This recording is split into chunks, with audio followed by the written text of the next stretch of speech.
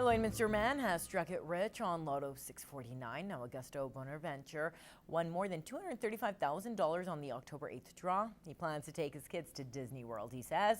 Now Bonaventure bought the ticket at the Weaver Park Shell.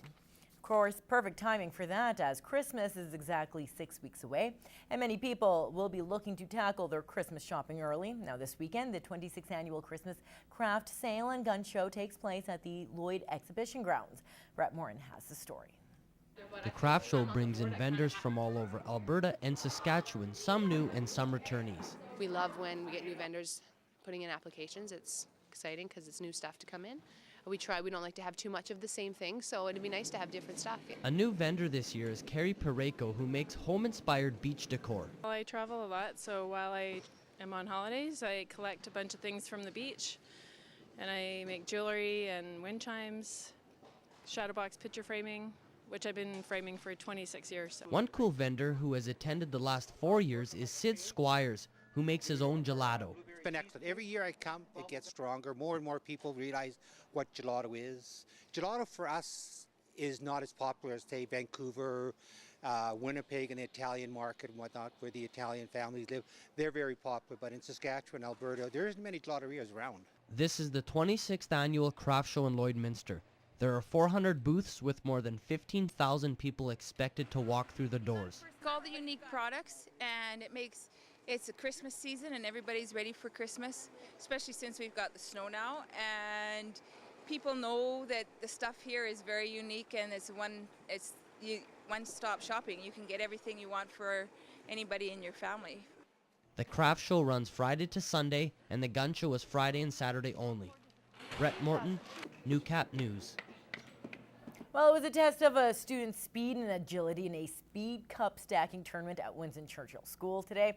Now, the feat was all to try and help the World Speed Stacking Association break a Guinness record for the most people sport stacking in multiple locations in one day. Now, kids from grades 1 to 6 went head-to-head to see how they stacked up against the competition.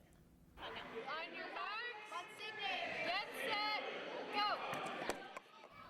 More than 100 students gathered in the school's gym to cup stack. Now, kids would have to stack a certain amount of cups into a tower and then take it down as fast as they can. So some of them are working at it at home and they're practicing, and it kind of shows that hard work pays off. But then on the other hand, it's also an important lesson to realize that sometimes things don't go your way and you don't always win. So it's an important lesson in fair play and sportsmanship.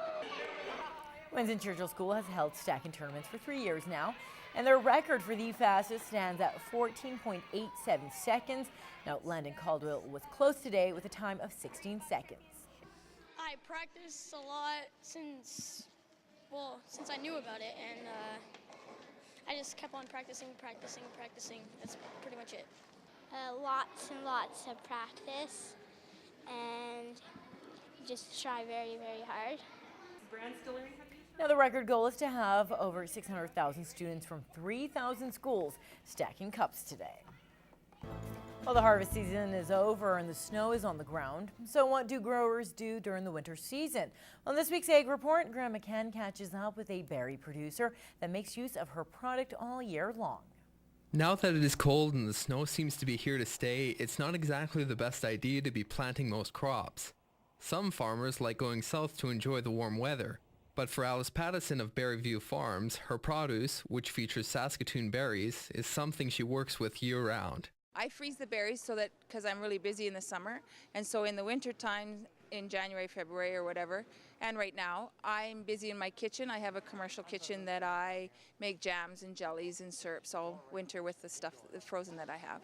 She often goes to farmers markets and craft shows to sell her product, and business is great over the winter, especially because of Christmas. I have gift baskets that I make up, and I do a Saskatoon cider, soft cider, as well as some chocolates. Great ideas for Christmas.